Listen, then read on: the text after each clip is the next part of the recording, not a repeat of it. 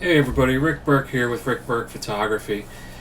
Starting in 2025, I'm going to try and do a little bit more with my YouTube channel and put together some tutorials for Photoshop as well as some shooting tutorials as well. So moving forward, hopefully you can expect to see a lot more of me on YouTube. Hopefully you find the videos I put together useful and informative and interesting. So we'll see how that goes.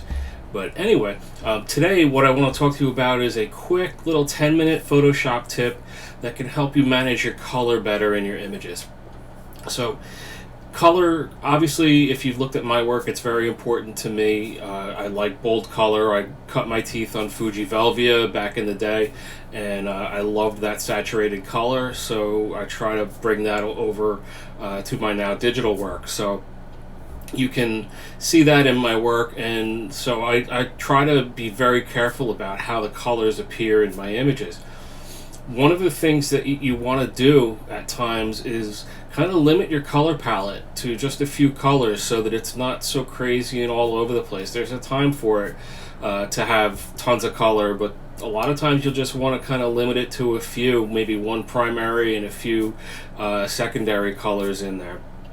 But what do you do if you need to adjust the colors a little bit? I like to limit the colors also so that my viewers can get a better idea of how it's going to look. You know, they might look at an image and go, well, it's got too much yellow or too much blue or green, and it won't look good in my living room or whatever. So one of the things I try to do is make sure that there is a dominant color palette in my images that people can see and kind of match to their taste and style.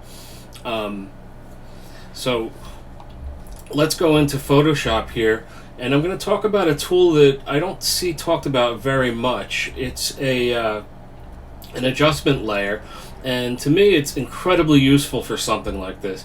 Now I've got this image here. This is taken in Louisiana swamps on Lake Verret, and it was a beautiful morning. Nice fog just above the water and a nice glow behind the trees there on the horizon. And it was beautiful, but this yellow band here of light isn't really what I remember it being, and it's a little harsh. I'm not a big fan of yellow in my skies anyway.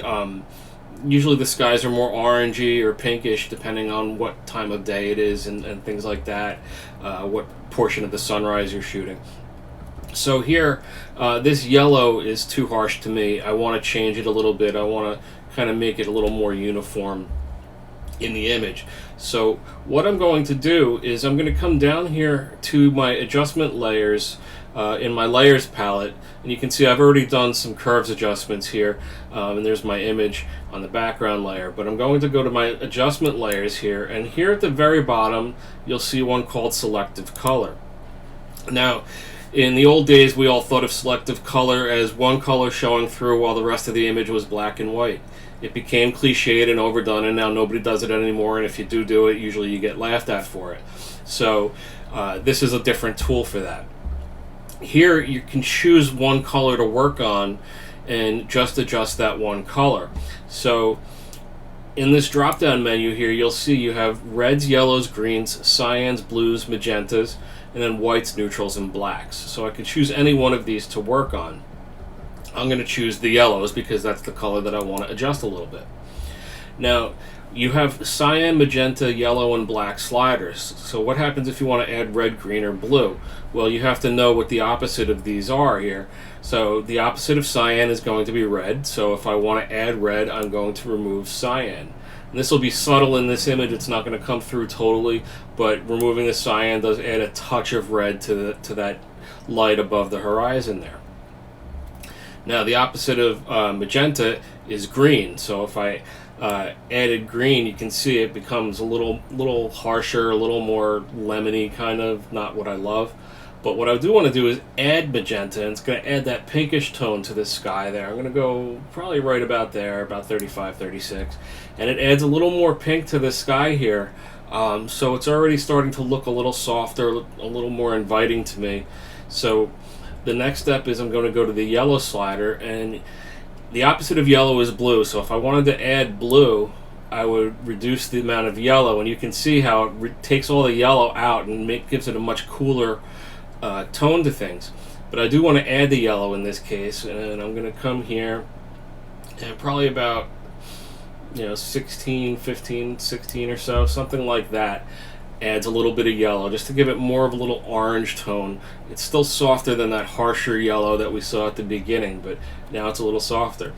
Now the black slider, obviously the opposite of black is going to be white, so if I reduce the black, it makes that band brighter and also adds more white to it, so it's a little more washed out looking in terms of color. If I add black, by adding black, it actually makes the color richer and deeper. So you can see, I mean, that's too much, but you can see what black does to it. So I'm going to pull this back a little bit, and probably right about there is about the amount of black that I want to add just to deepen that orange tone a little bit more, just over those trees. So you can see here, I'll turn this effect off, and you can see how yellow it was there. And now if I turn it on, it's a little more pleasing orangey tone to things.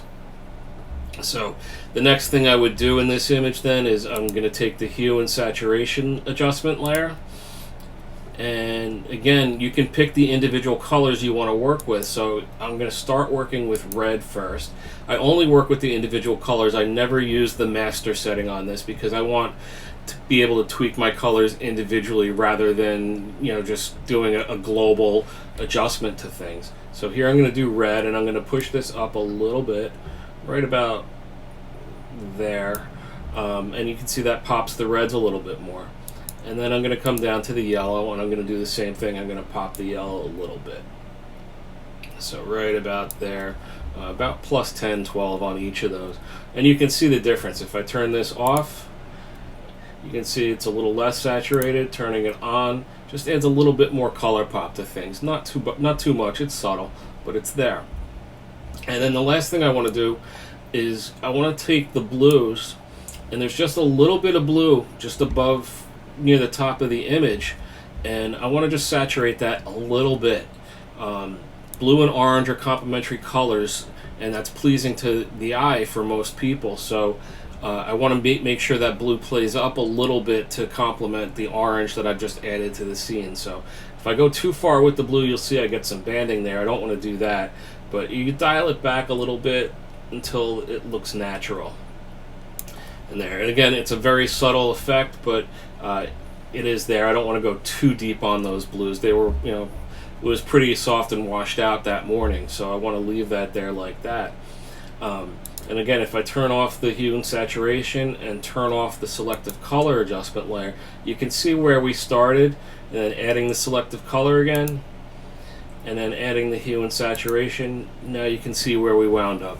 There might be a few more things I do with this image, but that'll be another lesson for another time. So this is the tool that I wanted to show you. I use it in almost every image just to tweak the colors a little bit if I need to. And I find it incredibly helpful and useful, and it's not one that I see talked about too much, so I thought I would put it out there for you.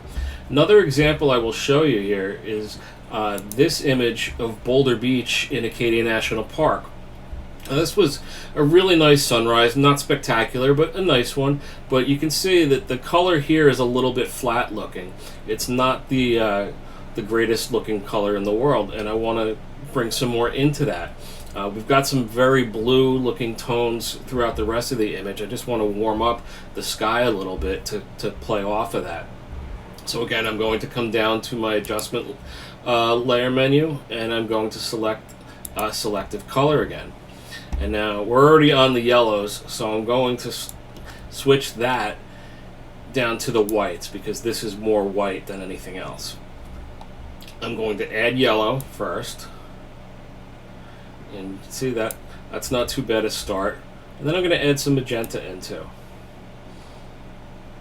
And I'm going to add some red in, not too much. And I'm going to bring in more yellow because I want to make that more orangey than red. Not too much. It's a fine balancing act. If I come too far here, that's a little too harsh of an orange. If I bring it back a little bit, that softens things up pretty nicely. And if I turn this off, again, you'll see the change that it makes and just adds that little bit more color to things. And then I can come again down here to the hue saturation adjustment layer, and then I can play with how saturated things are. Again, I'll take the reds and I'll saturate them a little bit, and that brings it a little more pop, and then a little bit for the yellows as well. And then I will do the blues also, in the sky especially. If you go too far, again, you can see that banding happening up here. I don't want that, so I am going to dial this back just a little bit so it's a little more natural, and that looks pretty good to me. So about +10 on the saturation slider there. So that's not bad. Again, there's more I would do to this image as well, but you can see where that helps quite a bit. The selective color layer is great for filling in color where there isn't any, or for adjusting color a little bit to make it more pleasing to you. So hopefully you found this to be useful, and hopefully you'll tune in for another one next time. Give me a like and follow if you enjoyed this video and find it useful, and if there's anything you'd like to learn, feel free to drop me a message and I'll be happy to put something together. Thanks a lot.